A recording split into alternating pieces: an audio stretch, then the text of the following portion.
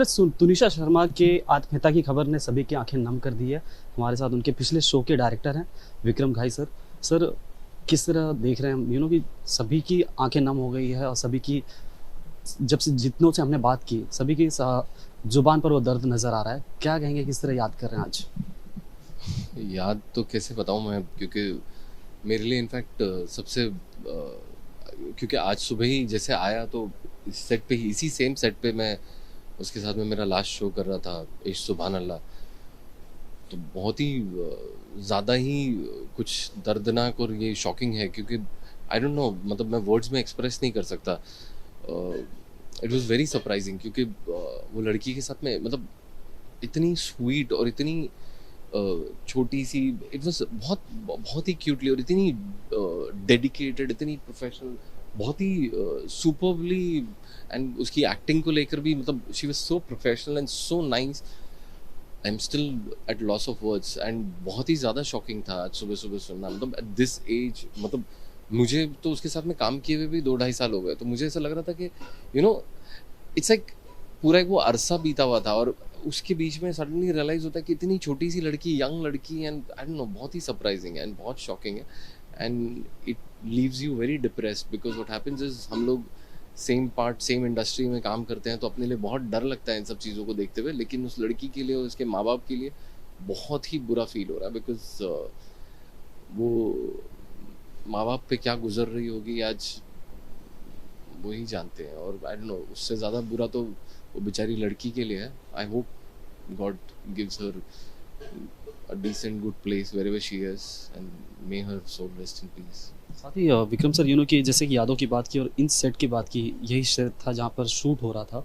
तो क्या कुछ मेमोरी है जो आप साझा करना चाहेंगे आज, वो जहन में आपके घूम रहे हैं वो यादें?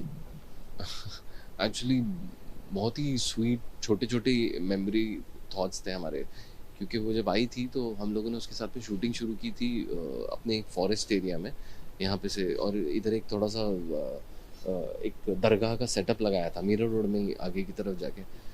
तो वहाँ पे जिस तरह से उसकी, क्योंकि एक बहुत ही ऐसा फ्लैम्बॉयंट सा कैरेक्टर जिसके साथ में वो आई थी, और हमारा जो हीरो था वो थोड़ा सा एक ऐसे डल पीरियड से जा रहा था, तो वो कैसे आके उसको हर बार चीयर अप करती थी, एंड वो इतनी एनर्जी लेके आती थी। तो it was very nice to see her like that, and a young girl, मतलब इतनी छोटी थी वो उम्र में, और फिर भी इतना सोचना अपने कैरेक्टर के बारे में और इस तरह से एनर्जी लेके आना, it was commendable. Touch wood, but I am really very sorry to hear something like this. साथ ही सर, आखिरी बार कब बात हुई थी और क्या बात हुई थी? कुछ लगा था कि वो डिप्रेस्ड है, परेशान है? एक्चुअली मेरी तो वो शो के दौरान ही जो भी जितनी भी बातचीत, उसके बाद में वो, हाँ, एक बार मुझे मैं बालाजी का एक शो था जिसके लिए मॉक शूट्स चल रहे थे, तो वहाँ पे मिला था उससे। वहाँ पे भी अगेन वो बहुत ही पॉजिटिव, बहुत ही एनर्जेटिक फ्रेम ऑफ माइंड से आई थी।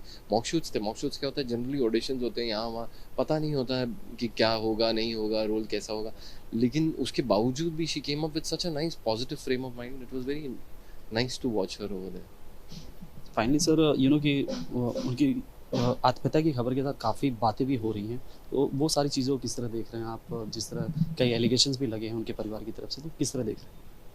एक्चुअली मुझे इन सब चीज़ों के बारे में बहुत ज़्यादा खबर भी नहीं है। इनफैक्ट मेरे लिए तो ये शॉकिंग न्यूज़ मुझे आज सुबह सुबह अर्ली मॉर्निंग मिली। आई नो कल हुआ था ये, बट मुझे तो आज सुबह पता चला, क्योंकि मैं कल छुट्टी पे था, तो मुझे ज़्यादा पता नहीं चल पाया, मैं अपने में ही था। लेकिन आज जब सुबह पता चला तो बहुत ही ज़्यादा, एकदम से सुबह सुबह सेट पे आने का मन नहीं कर रहा था, इतना बुरा लग रहा था। Thank you Vikram sir. उम्मीद करते हैं कि उनके परिवार को वो ताकत मिले और जो ये बुरे वक्त से गुजर रहे हैं, ये वक्त गुजर जाए जल्द से जल्द।